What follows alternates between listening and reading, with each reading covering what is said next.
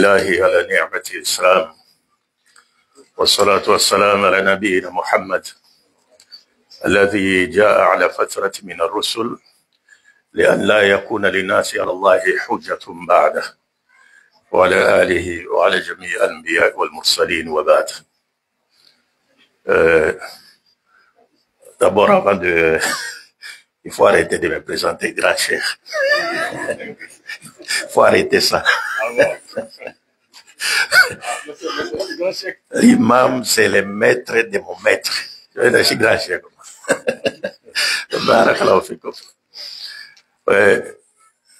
Chers frères et sœurs en islam, je ne voudrais pas abuser de votre temps. Moi-même, j'avais vraiment besoin de la thématique qui a été abordée par l'imam. C'est pourquoi la première fois, je demandais si la khutba a été enregistrée. Donc, j'aimerais, Inch'Allah, si c'est toute une série, que je puisse avoir et tout ça. Bon, disons, je pense que sur cette question-là, il n'y a pas vraiment de débat. Il n'y a pas vraiment de débat parce que c'est ce que le prophète Mohammed sallallahu alayhi wa alihi nous a enseigné.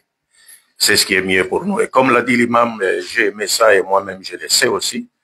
Lorsqu'on regarde la formule de Salatul Fatih, il n'y a rien de mauvais dans cette forme parce que c'est inspiré de certains versets du Coran, l'esprit téléologique de certains versets du Coran. Mais en faire une formule qui serait supérieure à celle qui avait été enseignée par les prophètes, donc révélée par Allah à travers l'ange qui lui apporte ça, et faire de cette salat qu'elle soit supérieure à celle-là, non, ça vraiment c'est une erreur. C'est une erreur. Et puis, l'imam l'a dit ici, et je pense que même les frères de la communauté Tidjania, j'ai écouté beaucoup de chiours de la communauté Tidjania qui reconnaissaient que non, cette prière avait été, comme ils le disent, aurait été donnée une première fois au cheikh Mohamed al-Bakri. C'est à lui qu'on aurait révélé cela. Mais vous allez lire encore dans le livre, on dit que non, on l'a réservé à l'imam Cheikh Ahmed Tidjane. Mais si elle a été donnée au premier, comment encore on peut réserver au second? C'est-à-dire, le second lui-même, peut-être s'est inspiré de ce qui a été donné au premier pour en faire la promotion. Donc, il n'y a pas vraiment grande. Il y a beaucoup de choses qui se passent comme ça, parce que moi, j'ai été avec des grands chouyours tidjani, au Congo-Brazzaville. Même lorsqu'on parle les draps blancs qu'on étale au sol, et les gens se mettent à côté pour faire les afghans. Il y a un imam, grand imam de la mosquée Tidjania du Congo-Brazzaville, la mosquée centrale. Il m'a expliqué un jour, son nom était Cheikh Ahmed Tidjane, il est mort, que Dieu l'accepte dans sa miséricorde. Il m'a dit un jour, il dit, mon fils, en réalité, à l'époque de Cheikh Tidjane, ce n'était pas comme ça. Il dit, lui, à son époque, comme il n'y avait pas d'électricité, comme à notre époque, il avait un grand turban blanc. Donc, il étalait ce turban au sol. Et lui et ses élèves s'asseyaient dans les turbans et laissaient une zone blanche de ce turban déborder la place où ils étaient assis. Parce que dans le noir, si par exemple il y aura un scorpion ou un serpent ou quelque chose comme ça qui voudrait rentrer dans la zone où ils étaient en train de faire les dhikri, ils vont voir la bête. C'était comme ça, mais après sa mort, les gens sont sortis du milieu pour se mettre maintenant autour et commencer à faire les Afghans. C'est comme ça qu'il m'a expliqué. Mais nous tous, nous sommes musulmans. Nous sommes musulmans et c'est le rappel qui est important, comme l'a dit l'imam. Et la vérité, c'est pas la majorité. Comme Ibn Mas'ud, radiyallahu anhu, a dit, Al-jama'atu ma wafaqa al-haqqa walau kunta wahdak. La vérité, la majorité, c'est celle qui est conforme à la vérité, même si tu es seul. Si toi tu es seul, tu as la vérité, c'est toi la majorité. C'est pourquoi Nabi Ibrahim a été appelé dans le Coran Wakan Ibrahim Mada, Ummah. Ibrahim était toute une communauté Ummah, parce qu'il avait la vérité. Donc la vérité, même si tu es seul, tu as la vérité, c'est toi la majorité. Mais il ne faut pas dire, non, nous sommes majoritaires, il faut nous suivre. Non, non, non. Bil Adil, il faut que les preuves soient là. Bref, je vais terminer ma petite intervention en vous rappelant une chose. Nous sommes dans une année électorale en Côte d'Ivoire. Nous sommes vraiment dans une année électorale en Côte d'Ivoire. Et ce qui s'est passé dans les pays, ces pays, on ne voulait pas en revenir, Et le comportement qui a été adopté par les musulmans, après tout ce qui s'est passé, a fait honneur aux musulmans. A vraiment fait honneur aux musulmans. Parce que nous comprenons les choses, comment elles se passent. Et nous pardonnons en position de force. C'est ça même l'islam. Le prophète Mohammed sallallahu alayhi wa sallam a fait son entrée triomphale à la Mecque. Il pouvait exterminer tout le monde. Mais il a prononcé l'amnistie générale. Et c'est ça le vrai pardon, lorsqu'on pardonne en position de force. C'est-à-dire on peut détruire, mais on pardonne. Et non, on pardonne, on est en position, on est en bas, on est en train de se faire dactylographier le visage. Là, on dit, je vous pardonne, je vous pardonne. Non, non, non. En position de force, on pardonne. C'est ça la vraie foi. Alors donc, c'est une année électorale. Et nous, musulmans, nous devons jouer un rôle très important pour appeler à la paix et à la cohabitation pacifique. Parce que nous devons vraiment être en premier rang. Non seulement notre religion s'appelle Islam, qui veut dire, s'il y a des religions qui contiennent des enseignements sur la paix, l'islam, lui, par définition, veut dire la paix. L'islam, par définition, veut dire la paix. Notre formule de salutation, c'est la paix. Assalamu alaikum. Le paradis que Dieu nous promet, c'est la paix. Darussalam. C'est la maison de la paix. Et nous-mêmes, notre nom musulman, qui nous a été donné par Allah, à l'intérieur de ce nom-là, musulman, c'est la paix. C'est pourquoi lorsque le prophète a été questionné sur ce qu'était un musulman, man huwa muslim, le prophète a répondu, al-muslim, man salima an-nasu min lisanihi wa yadihi. Le musulman, c'est celui qui sécurise les gens par sa langue et par sa main. C'est-à-dire, le musulman, c'est celui, lorsqu'il arrive, les gens n'ont pas peur de ses paroles, les gens n'ont pas peur de ses actions. Donc, ils sont même sécurisés par sa présence, parce qu'ils savent qu'ils vont écouter de bonnes choses, et ils seront bénéficiaires de bonnes actions de la part de ce musulman. Donc, un musulman qui terrorise les gens, n'a rien à voir avec le sens, la définition du mot musulman, tel que cela nous a été enseigné par le prophète Mohammed sallallahu alayhi wa sallam. Et nous devons savoir que, nous savons en Afrique comment ça se passe, les élections. Même quand on n'a pas triché, on va dire on a triché. Même quand il n'y a pas ça, on va dire non, il y a eu ça. Mais nous, musulmans, ça nous étonne pas. Parce que nous savons que personne ne peut accéder à la magistrature suprême sans la volonté de Dieu. Personne. C'est la règle chez nous. C'est-à-dire, nous, on n'a même pas discuté là-dessus. Parce qu'on sait que nul ne peut arriver à la magistrature suprême, devenir président ou roi, sans la volonté de Dieu. La volonté de Dieu.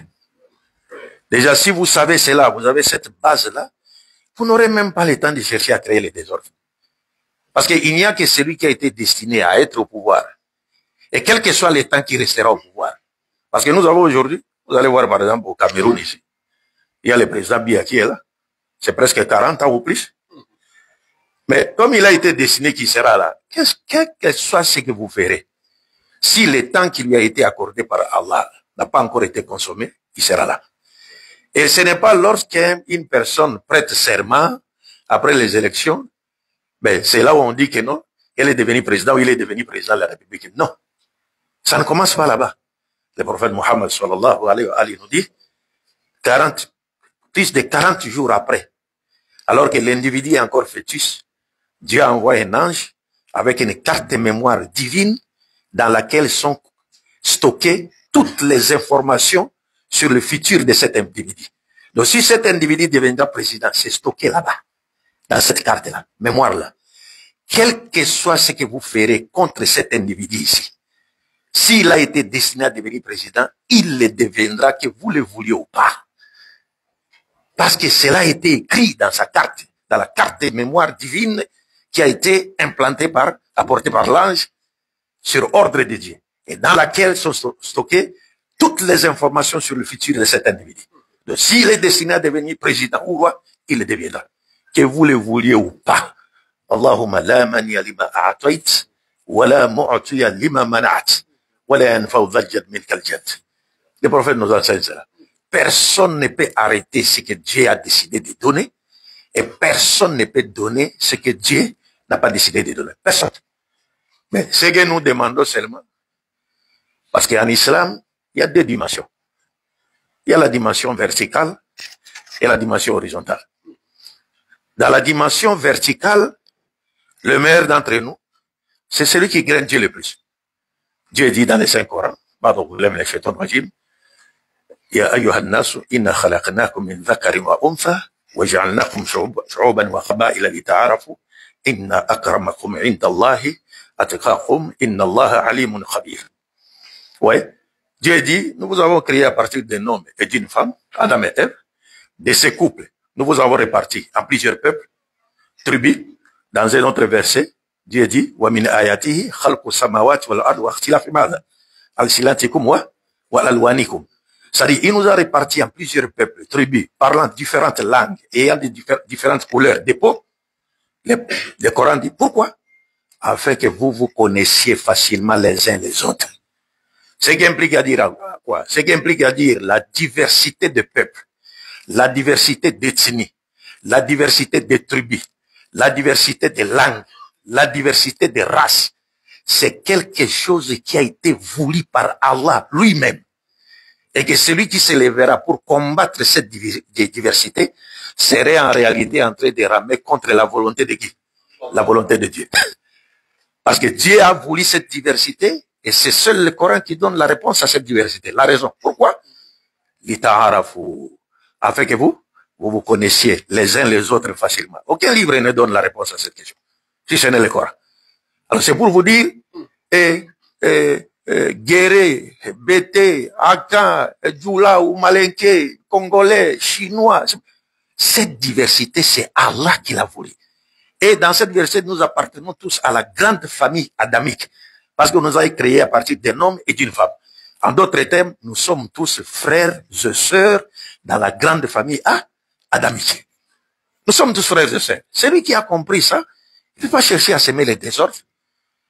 Au nom d'un parti politique, au nom d'une appartenance à une ethnie ou bien tribu. Non. Parce qu'au départ, nous sommes tous des frères et sœurs dans la grande famille adamique. Mais dans cette grande famille adamique, Dieu nous informe. Il dit le meilleur d'entre vous ici. C'est celui qui fait quoi? Qui craint Dieu le plus. C'est pourquoi l'islam n'avantage personne par rapport à son ethnie ou tribu ou race. Non, non, non, non, non. Sur le plan vertical, l'islam dit, qui que vous soyez, le meilleur d'entre vous, c'est celui qui craint Dieu, Dieu le plus. C'est tout. Nous, les musulmans, on comprend cela, et les choses, ça ne nous pose aucun problème. Sur le plan vertical. Sur le plan horizontal, pour finir, le prophète dit, Ahabbu nasi ilallah anfa'hum linnas. Et les ulémas ont dit cette partie de parole du prophète a une portée générale. Le meilleur des hommes, sur le plan horizontal, c'est celui qui est plus utile aux autres. Celui qui rend plus service aux autres. Des services dont Dieu en est satisfait, que Dieu aime et en est satisfait. C'est celui-là qui est meilleur. Quelle que soit votre ethnie, quel que soit, le meilleur, c'est celui qui rend service aux autres. Donc même aujourd'hui, si on peut élire un président, on va voir. Qui est celui qui rend service aux autres? Qui est celui qui travaille pour le bien-être des autres? Qui est celui qui travaille pour améliorer les conditions de vie des autres? Qui est celui qui travaille pour développer quoi? Les pays. Parce que c'est pas l'ethnie, c'est pas... Non, non, non, non.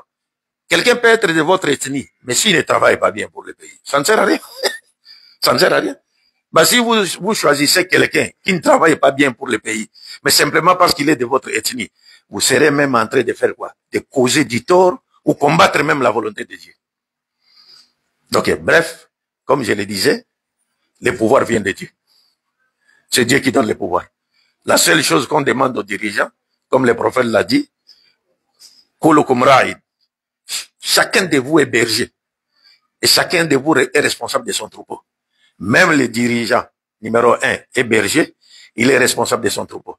Et au dernier jour, il rendra compte, n'est-ce pas, de la manière dont il a gouverné le pouvoir, parce que c'est Dieu qui lui a donné le pouvoir. Maintenant, s'il n'utilise pas ce pouvoir pour le bien-être des populations et pour le développement du pays, il en rendra compte devant Dieu, parce qu'il a abusé du pouvoir qu'on a fait quoi? Qu'on lui a donné. Mais lorsqu'un quelqu'un travaille pour le bien-être du pays, le bien-être de la population a le devoir sacré de faire quoi?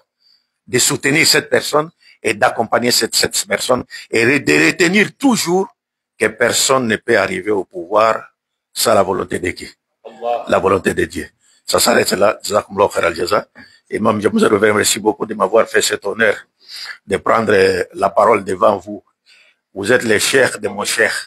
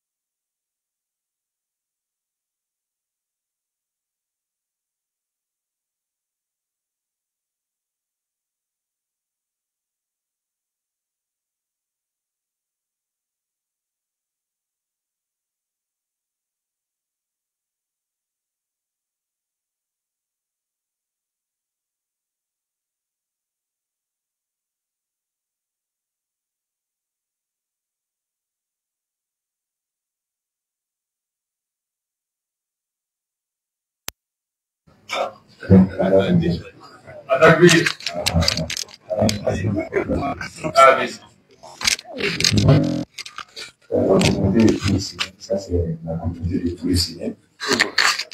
De fait, doigt pour lui.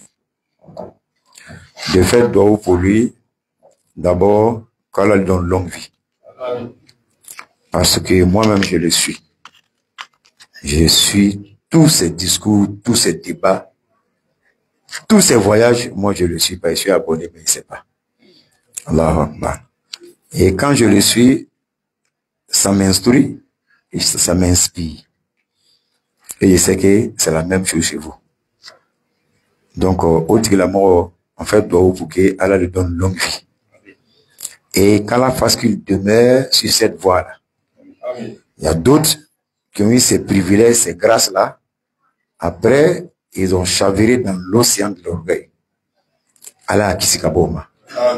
Allah Kisikaboma. Qu'il demeure dans la sunna du prophète Mohammed jusqu'à la fin de ses jours. Et que son absence soit profitable pour tout le monde entier. Il y a d'autres, quand ils sont vivants, ils sont profitables. Et quand ils ne sont pas là aussi, ils sont profitables. Est-ce que vous voyez? Allah Yakoye. Allah Sabati. Que Allah fasse que ses enfants limitent et le dépassent. Tout ce qu'ils forment, la BAM, le DDR et autres, hein, Nouroudine, vraiment, Allah Yaou Sabati. Allah Yaou Sabati. Kadina Korota Noye Allah Moukela. Allah Amaluluddin, Mas'ouliyatul Jamia. Et vrai, dans le santé d'Allah, c'est la responsabilité de tous. Le menuisier, il a sa responsabilité. Le maçon, il a sa responsabilité. L'oustaz qui étudie le Coran a sa responsabilité. Donc, tout le monde a son rôle à jouer. Et le grand rôle qu'il joue, il a appris la Bible. Il a mémorisé la Bible. Il n'a pas besoin de la Bible pour donner référence. Ça, c'est un atout pour l'islam. C'est pas pour lui, hein, mais c'est pour l'islam. Lui, il n'est pas pour lui-même, mais plutôt il est pour nous, nous les musulmans. En malade d'aller qu'à sabati à la mokela, qu'à me à la mokela, qu'à l'oni korota à la mokela. Une année, avant cette année, il était là. J'ai été le voir chez lui à la maison, vous vous rappelez, avec ma femme et mon enfant, et j'ai donné le nom Abdul Majid.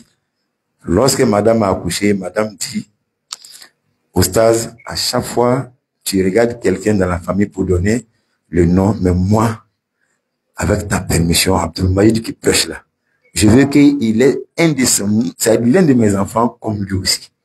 Allahu Akbar. Donc, il dit, il n'y a pas de problème. De la manière, ce que tu dis là, moi aussi, je le chéris.